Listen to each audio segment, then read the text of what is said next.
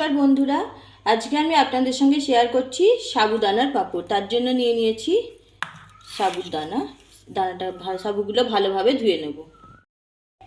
সাবুদানাগুলো ধুয়ে 1 ঘন্টা ভিজিয়ে রেখেছিলাম। এবার একটা কড়াই বসিয়ে দিয়েছি, কড়াইতে জল দিয়ে দেব।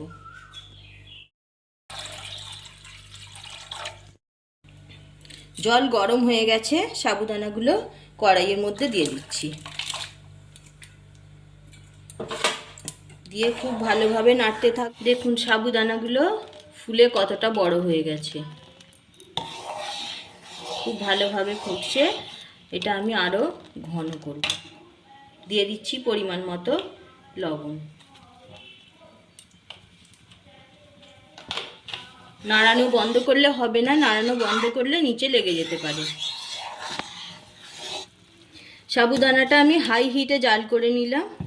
ঘনটা এরকম ঘন হয়েছে।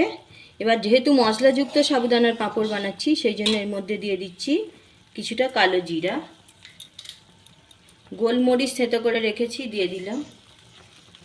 আমি গোলমরিচটা পুরোপুরি গুঁড়ো করলাম না। আর দিচ্ছি চিলি ফ্লেক্স।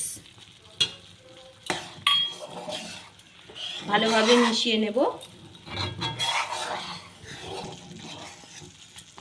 মশলাগুলো ভালোভাবে মিশিয়ে নিয়েছি। এবার আমি গ্যাসের ফ্লেমটা অফ করে দিচ্ছি। ঠান্ডা হতে দেবো। ঠান্ডা হয়ে গেলে ছাদে রোদ্দুরে মেলে দেব। ঠান্ডা হয়ে গেছে, আমি ছাদে নিয়ে চলে এসেছি। এবার মেলে দেবো। একটা পেপার বিছিয়ে নিয়েছি প্লাস্টিক, এর মধ্যে মেলে দিচ্ছি।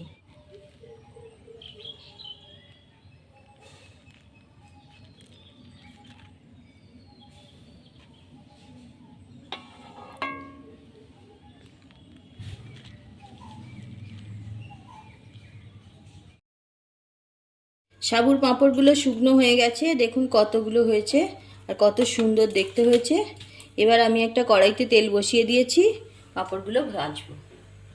তেল গরম হয়ে গেছে, পাঁপড়গুলো ভেজে নিচ্ছি।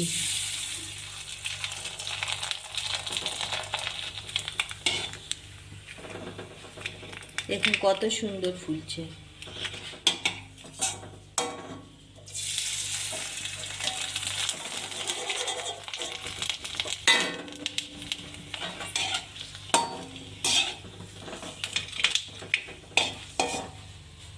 কিছুটা পাঁপড় ভেজে নিয়েছি, দেখুন কত সুন্দর হয়েছে।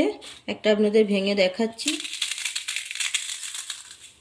দেখুন, রেসিপিটা যদি ভালো লেগে থাকে লাইক, কমেন্ট এবং শেয়ার করবেন।